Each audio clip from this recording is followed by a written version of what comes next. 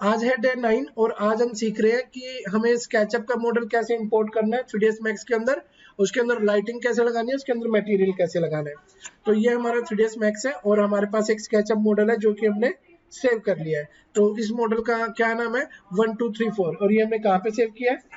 हाँ जी, तो फाइल में गए, सेव एज कॉपी एज में गए और सेव करते वक्त ना कुछ बच्चे भूल जाते हैं कि लोअर वर्जन में करना है। वो क्या करते हैं जितने वर्जन में हो रहा कर देते हैं बिना सोचे समझे।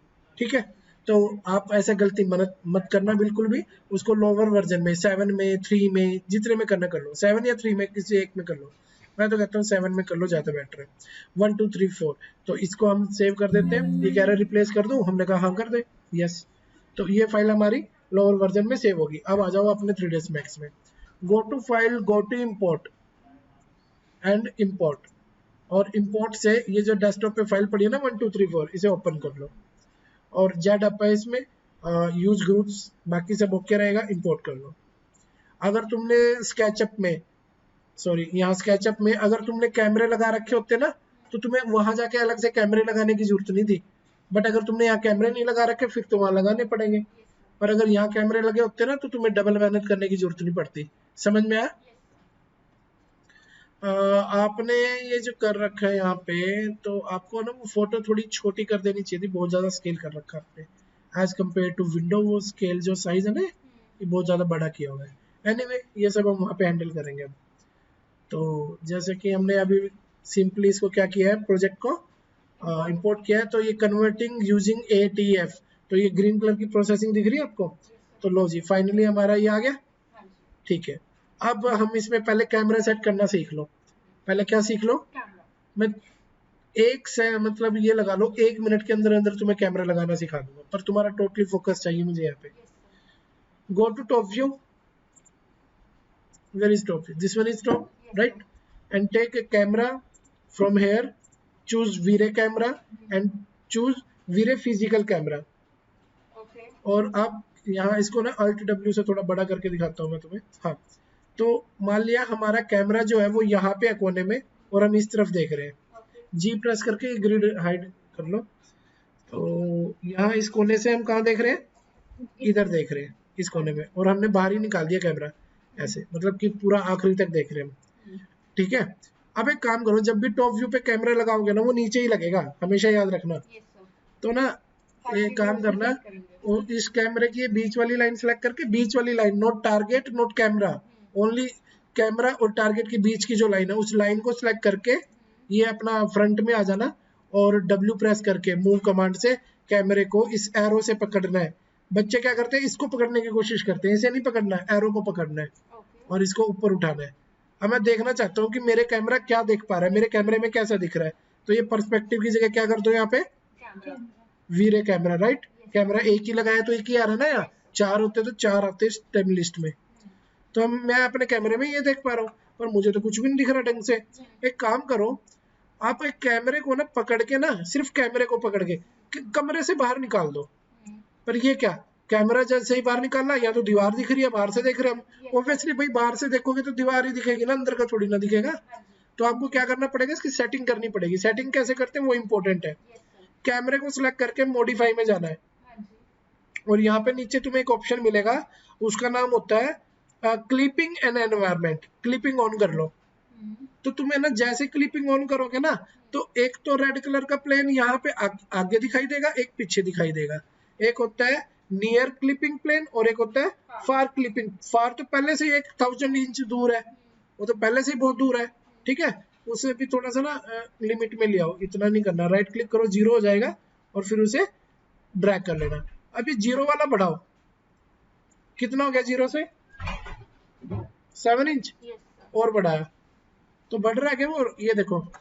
भले ही आपका कैमरा बाहर हो लेकिन ये जो रेड कलर का होता है ना, ये नियर क्लिपिंग प्लेन, ये इसके अंदर होना चाहिए, घर के अंदर। अब देखो जैसे जैसे अंदर जा रहा है, यहाँ देखो यहाँ पे पर्सपेक्टिव इसमें कैमरे व्यू में जैसे जैसे मैं अंदर जा रहा हूँ देखो दिखना शुरू हो गया घर।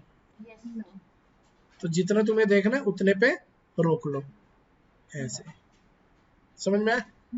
पर इतना नहीं ले जाना कि वह सामने से टेबल भी कट जाए हमारी। ठीक है, बाकी कैमरा को तुम थोड़ा सा हिला सकते हो, इधर उधर कर सकते हो ऐसे। समझ में आया? चलो जी, तो कैमरा लगाना सीख गए क्या तुम? ठीक है। और कभी भी इसको मूव या रोटेट करने की कोशिश मत करना अगर कैमरा ऑन कर रखा तो। पी दबा के पर्सपेक्टिव कर लेना इसको। क्या कर लेना? पी दबा के पर्सपेक्टिव कर लेना। अब इसे चाहे घुमाओ, रोटेट करो, ऊपर नीचे करो, मुझे कोई फर्क नहीं पड़ता, लेकिन जैसे ही मैं इसे कैमरा पे कैमरा सेट करूंगा तो मेरा व्यू आ जाएगा। इतना समझ में आया? अब आपको करना क्या है कि यहाँ पे जाना है और अब इसे एक बार रेंडर करके देखना आप लोगों को। रेंडर कैसे करते हैं आप जानते ही हो। रेंडरिंग में जाना है, रेंडर सेटअप में जाना है। अब देखो कईयों के पास ये जो प्रीसेट मेरे पास है ना, ये प्रीसेट सुशील वाला, ये सबके पास नहीं होता। ये मैंने क्या कर रखा है, सेटिंग बना के सेव कर रखी है। तो मैं कोशिश करूंगा लिंक में इसको प्रोवाइड कर दूं, कोई भी अगर डाउनलोड करना चाहे तो कर सकेगा। ठीक है, तो फिलहाल हम इसको सुशील को सिलेक्ट कर लेते हैं, लोड कर लेते हैं। और अगर किसी को ये चाहिए तो मैं मेल पे भी सेंड कर सकता हूँ, जीमेल आईडी पे। ठीक है, तो अब हम इसको क्या करके देख रहे हैं, रेंडर। तो ये हमारा व्यू अब क्या हो रहा है, रेंडर।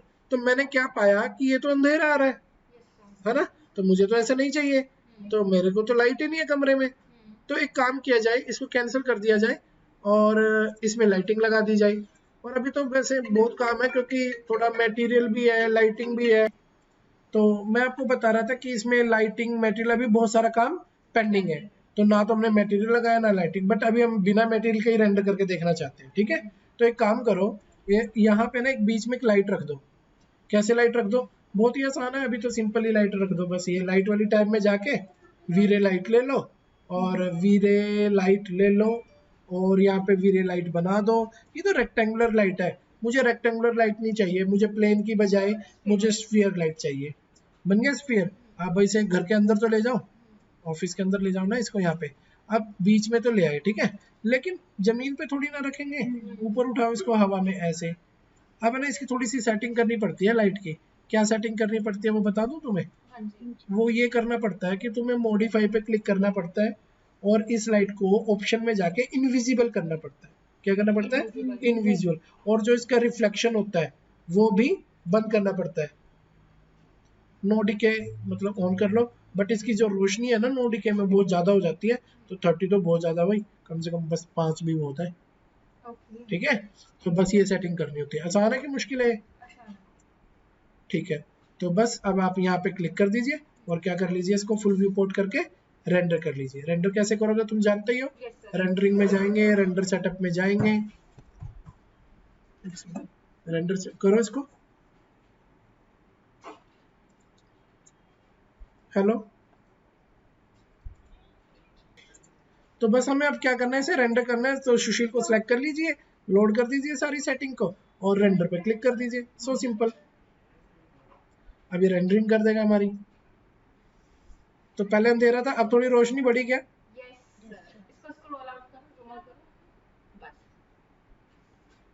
देखो कभी भी ऐसे नहीं करा करते कि बीच में एक स्फीयर लगा दिया और घर में उजाला हो गया। तो तुमने जो तुम्हारे प्लान में जो लाइटें है ना, वहीं पे लाइटें लगानी चाहिए जहां तुम्हारे प्लान में लाइटें। समझ में आया? तो मेरे को लग रहा है कि लाइट की रोशनी थोड़ी और बढ़ाई जा सकती है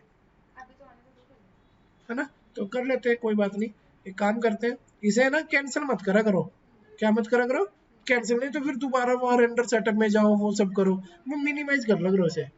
और ये जो तुम्हारा स्फीयर नहीं है, जो स्फीयर लाइट है, तो मॉडिफाई में जाके ये वीरे लाइट लिखा है ना, स्फीयर लाइट, तो बस इतना कर लो कि जो 5 था ना वो, उसे 15 कर लो।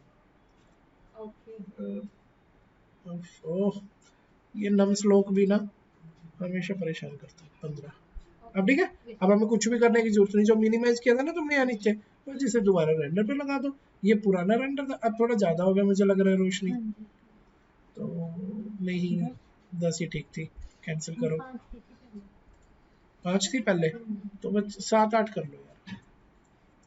8 ठीक है, और अब इसे रेंडर कर दो। और अब हम थोड़ी देर के लिए पॉज करेंगे कि भाई जैसे इसमें टाइम लगेगा रेंडरिंग में, तो थोड़ी देर पॉज कर लेते हैं। रेंडर के बाद फिर दोबारा इसे ऑन कर लेंगे। ठीक है, पॉज कर देते हैं इसे। ओके स्टूडेंट्स, ये अभी जो इमेज रेंडर हो रही है ये थोड़ा सा टाइम लेगी क्योंकि रेंडरिंग अच्छी क्वालिटी की है, तो ये टाइम भी ज़्यादा लेगी। ठीक है, तो अगर आप इसका फाइनल रेंडर देखना चाहते हो तो कमेंट बॉक्स में अपना नाम सेंड करें और आपको इसको मैं सेंड कर दूंगा। ठीक है, और मैं इसका लिंक भी शेयर करूंगा फोटो का।